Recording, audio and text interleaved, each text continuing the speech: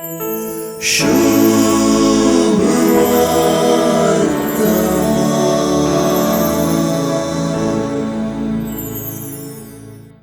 मनीस पातक्यांक घेता आणि तांचे सांगाता जेवंकी जेवता म्हणल्या उतरांनी एक अयोग्यताय आसा.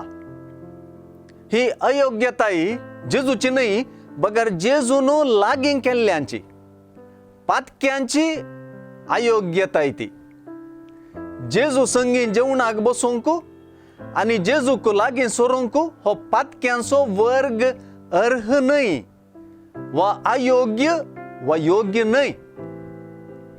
ही उतरां वेचीक पोताच्या तोंडांतल्यान आनीकी चड स्पश्ट जातात. ताणें सांगलें, बाबा म्हज्या वांट्या घेवचो आस्तीचो हिस्सो म्हाका दी. योग्यपणी ताणें हांगासर बाबा म्हणलें आनी बापायन योग्यपणी ताका आस्त वांटून दिली. आपलें सगळें धाकट्या पुतान विबाडलें. आपलें सगळें ताणें होगडायलें. दुकरांचे कणकावचे परिस्थितीक तो पावलो.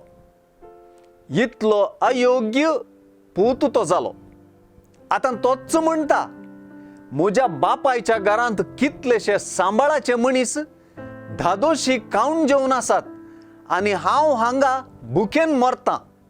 कितलो अयोग्य तो जालो. आपल्या बापायच्या कामागारांची योग्यताय सयत ताका ना जाली. म्हूण धरून तो म्हणटा, हांव आतांच उठोन म्हज्या बापाय सरशीन वेता आनी म्हणटा, बाबा देवाचे आनी तुजे विरोध हांवें पाप आदारलें. तुवें म्हाका तुजो पूत म्हणून आपोवंक हांव योग्य न्हय. म्हाका तुज्या सांबाळाच्या मनशां मदलो एकलो म्हूण लेख. व्हडल्या पुताची म्हज्या लेकार कांय चूक ना. ताणें सांगलें सारकें. कलवंतांचेर आपली आस्त विबाडलेल्याची योग्यताय कितें म्हणून ताणें सांगलें. पूण बापायन आपली जिणी बदलून पश्चाताप पावल्ल्याची योग्यताय फाटीं जोडून दिली. हो म्हजो पूत मोर्न पावल्लो, तो आतां जिवंत जाला. चुकून गेल्लो, तो आतां फाटीं मेळ्ळा अशें बापूय म्हणालो. हो म्हजो पूत म्हणालो. फाटीं आयिल्ल्या पुताची योग्यताय बापायन फाटीं दिली. त्या फेस्ताच्या दाबाज्यांत योग्यताय परगटली. पातक तर पूत वा धूव वा भुरगीं म्हणूंक अयोग्य करता.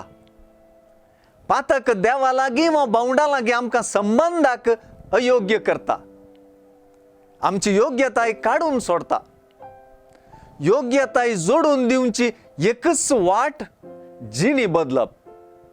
हीच मोर्नांतली पुनर्जिवंत जावची वाट.